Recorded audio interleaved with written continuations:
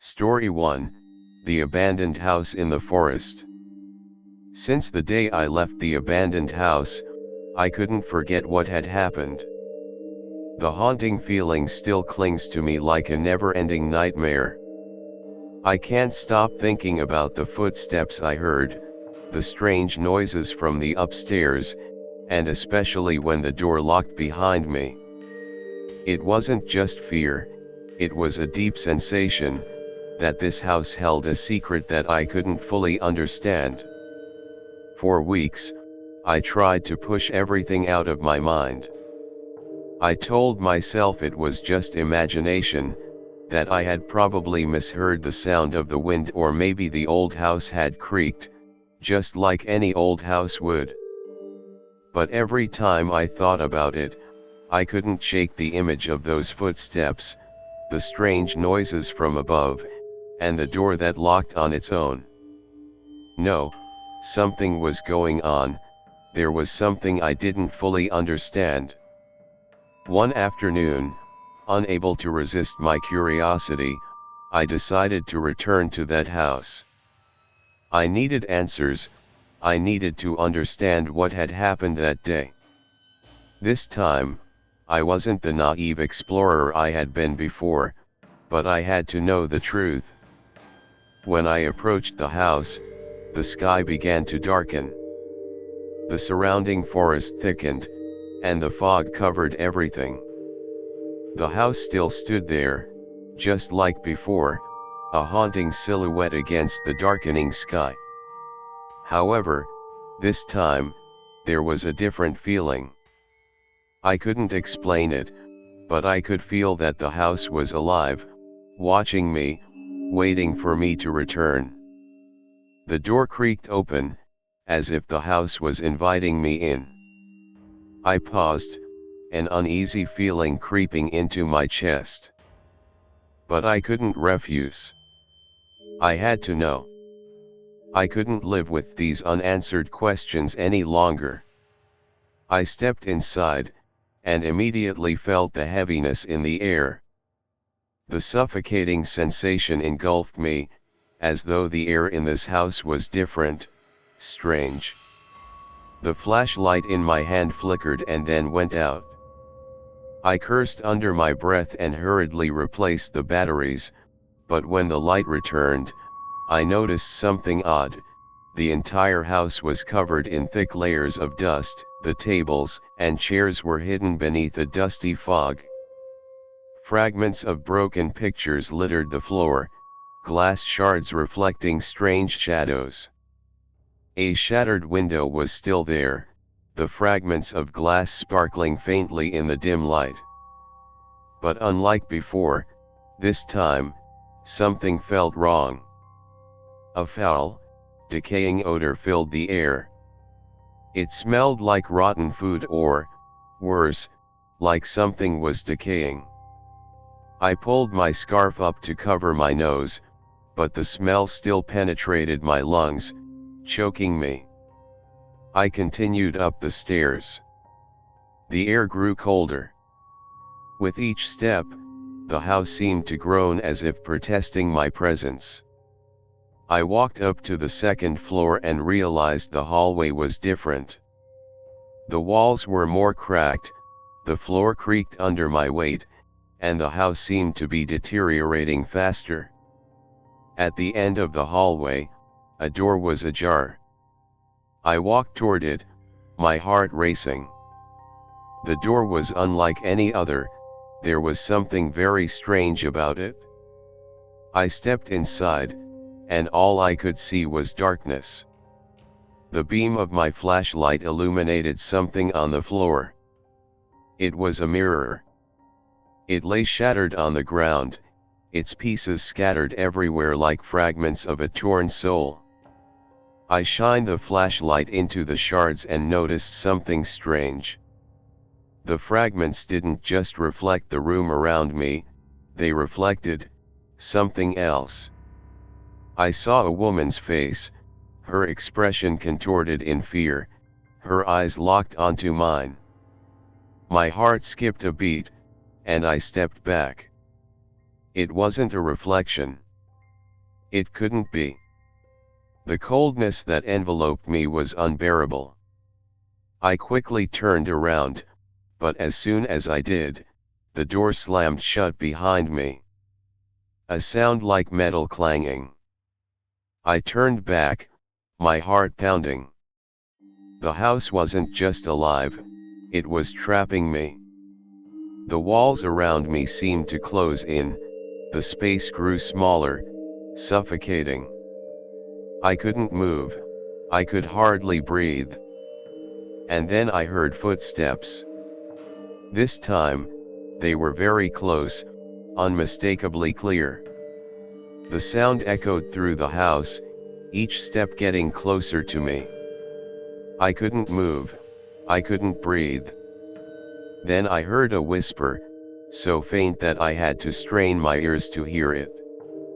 It was a woman's voice, soft and full of fear. "Leave, now." With a violent shove, I bolted toward the window, not looking back. The footsteps followed me, but I dared not stop.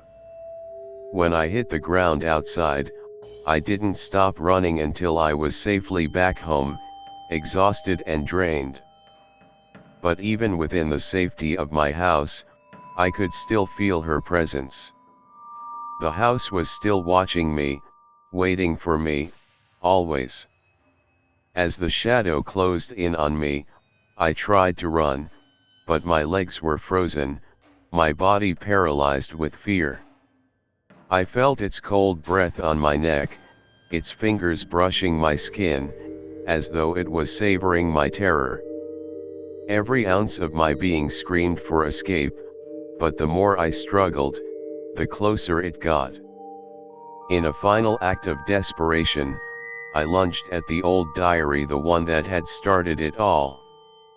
My fingers fumbled to open the cursed pages one last time. The words on the yellowed paper began to blur, but one phrase caught my eye: "Only the cursed one can end it." My heart raced. What did that mean? Suddenly, a surge of power coursed through me, and I realized that the shadow wasn't trying to kill me, it was trying to possess me. And I had the power to fight back. With a forceful motion, I slammed the diary shut, and the room exploded with blinding light. When I opened my eyes, the shadow was gone. The house was silent. But something was different. I could still feel it watching, waiting. The darkness had not been vanquished. It had merely retreated, lying in wait for the next unsuspecting soul to fall into its grasp. I knew that as long as I lived, I would never be free. The Watcher would always be there, lurking in the shadows. If you enjoyed this chilling tale, be sure to like and follow our channel for more heart-stopping stories. Your support helps us grow and brings more spine-tingling content your way. Stay tuned for more mysteries that will leave you questioning the dark corners of your own world. Story 2, The Mirror That Shows the Future. As days turned into weeks, my obsession with the cursed mirror grew. I couldn't escape the feeling that I was being drawn into something much darker than I could understand. The whispers became more frequent, more demanding. "Come closer," the voice whispered, sending chills down my spine. "You belong to us." I thought I could just ignore it, but that was impossible. The mirror, now covered with a heavy cloth, haunted my every thought. My reflection, the reflection of my future, continued to linger in my mind, like a phantom, pulling at the edges of my sanity. I could feel it watching me, waiting. One evening, after yet another restless night, I decided I had to get rid of it once and for all. But no matter how hard I tried, I couldn't bring myself to destroy the mirror. Something was stopping me. It wasn't fear, no, it was something worse. A kind of compulsion, an invisible thread pulling me toward it, making me long to look one last time. I approached it slowly, my hand trembling as I lifted the cloth, revealing the mirror. The reflection that greeted me was not my own, not at first.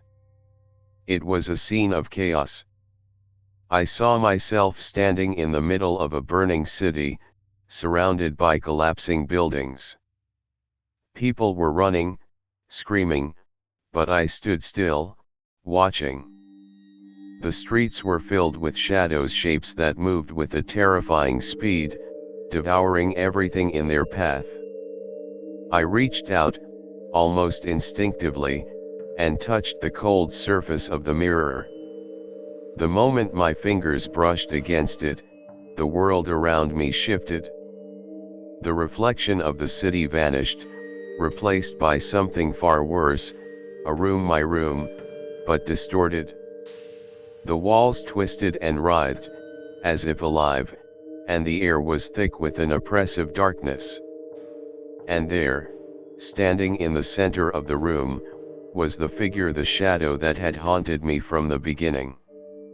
It reached out to me, its hand piercing the glass, pulling itself through.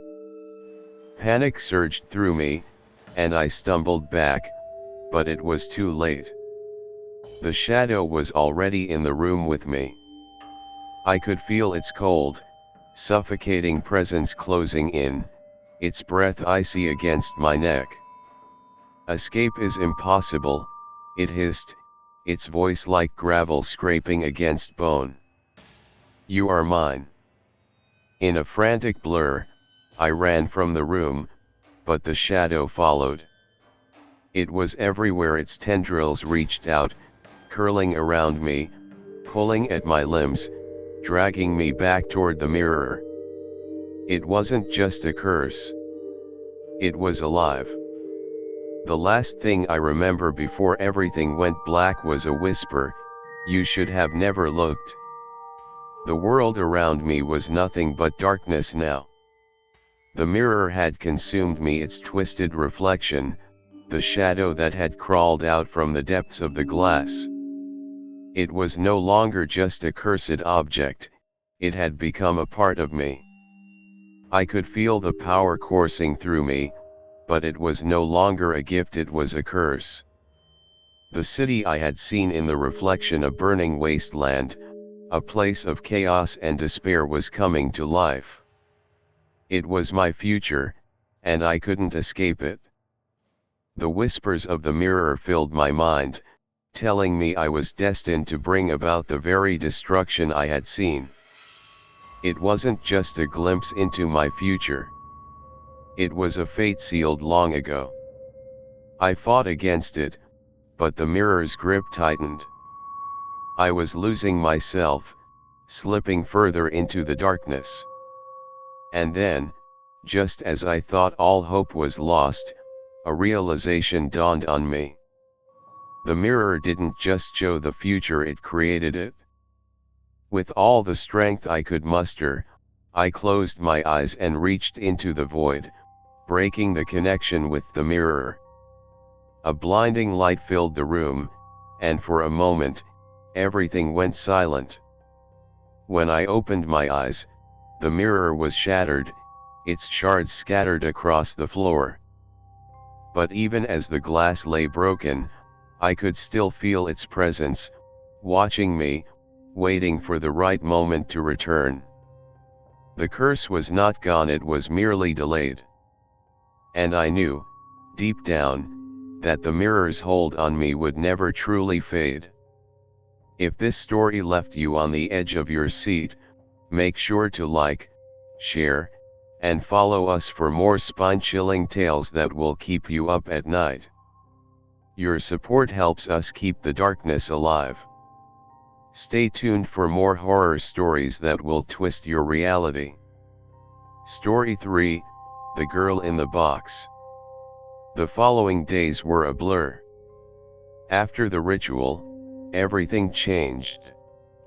My life, if you could even call it that anymore, felt like an endless cycle of dread. Eliza, the girl in the box, wasn't just a haunting memory. She was alive. But not in the way I thought. At first, it seemed like nothing had changed. But soon, I began to notice strange occurrences, small, unsettling things that seemed too coincidental to ignore. The whispers that once seemed distant and faint grew louder. I would hear them when I walked through the house, when I was alone in my room. At first, they were faint, a mere hum in the back of my mind, but now they were urgent, insistent. "Find me," they whispered. "You are the key." I started seeing things out of the corner of my eyes, flickers of movement, shadows that shouldn't have been there. Sometimes, I would wake up in the middle of the night, and Eliza's photograph would be placed on the table beside my bed, as if she were waiting for me. Her eyes were no longer empty, there was a fire in them now, a burning hunger that I couldn't ignore. I couldn't sleep. I couldn't eat.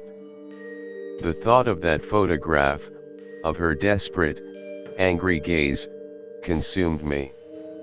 I couldn't get rid of it. It was as if the girl was inside my mind, pushing her way into my thoughts, controlling me. One evening, as I sat in my living room, I heard a knock at the door. When I opened it, no one was there. But on the doorstep, there was a small box, identical to the one I had found in my grandmother's attic. It was tightly sealed, and as I picked it up, a shiver ran down my spine. I opened it slowly, and inside was a single sheet of paper, on which was scrawled a message: "Help me." I knew, then, that Eliza wasn't just a ghost. She was something else, something far worse. And whatever she was no longer bound by the box. She was free, and she was coming for me. I tried to leave. I packed a bag and went to my grandmother's house, hoping she could explain what was happening. But when I arrived, the house was empty, utterly abandoned. It was as if my grandmother had vanished overnight. The only thing left behind was a collection of old journals, all of which were filled with cryptic entries about Eliza, about the curse, and about how it could never be undone. It was clear now, I was trapped. The curse had claimed my grandmother long before me. It had followed me into the present. And it was now preparing to drag me into the same fate. Eliza had been the key, the one who had unleashed the curse. And now, she was using me to bring it to fruition. I returned to the attic, hoping to find something, anything that could stop her. But as I stood before the box, something shifted. The air grew thick, and I heard her voice, not in my head, but clear as day, right behind me. "Do you think you can stop me?" Eliza's voice was filled with a twisted, malicious glee. "You're just like all the others. You wanted to know the truth. But you can't handle it. The box, the photograph, the whispers, it was all part of her plan. She had been waiting for me to find the box, to unlock the curse. Now, it was too late. I had become part of the game, a pawn in a much darker force's scheme. Suddenly, the attic grew dark, the walls closing in around me. The shadows twisted and contorted, becoming monstrous, and I realized, with dawning horror, that the curse wasn't just about Eliza. It was about trapping me, too. My reflection in the mirror had shifted once again. I saw myself, but I wasn't alone. The figures of my ancestors, twisted, distorted versions of them, stood around me, their eyes empty, their mouths gaping wide as if screaming without sound. In a panic, I reached for the box, but the moment my fingers touched it, the entire house shook. The walls cracked, and a blinding light engulfed me. When the light faded, I was no longer in the attic. I was somewhere else, somewhere dark. A void. The sound of soft footsteps echoed, and I turned. There, standing before me, was Eliza. But she wasn't the girl from the photograph anymore. Her face was twisted, her eyes wide and hollow. "You're mine now," she whispered, and I felt the cold grip of her curse wrap around my heart. I tried to scream, but no sound came. My vision blurred, and I felt myself falling, fading into the abyss, where there was no escape, only darkness. As the darkness closed in, I felt my body begin to lose control. Eliza's ghostly form loomed before me, her twisted smile growing wider. She had won. The curse that had been unleashed was now complete, and I was its final victim. But as her icy fingers reached out to claim me, something unexpected happened. The box, the source of all this madness, began to shake violently. It rattled in my hands, and a deep, guttural voice echoed from within. "You're not the one," the voice hissed. "You're not the one who was chosen." Confused, I looked down at the box. It was no longer empty. Inside, there was something else, a glowing, ancient talisman that pulsed with an eerie, otherworldly energy. In a moment of clarity, I realized that this talisman had the power to reverse the curse. But I had to act quickly. With trembling hands, I grabbed the talisman and held it up, shouting the words I had read in the journals: "Break the curse. Free the soul." The moment I spoke the words, Eliza's form screamed in agony. The darkness around us seemed to implode, pulling everything into a singular point. I felt myself being ripped apart, my very soul being torn asunder. But in the end, the curse was broken. Eliza's ghostly form vanished, and the shadows that had haunted me for so long melted away. The talisman faded into nothingness, leaving me standing alone in the silence of the house. I had survived. But I knew that the curse would always be a part of me. It would never truly be gone. If this story left you breathless, don't forget to like, comment, and follow for more dark, twisted tales.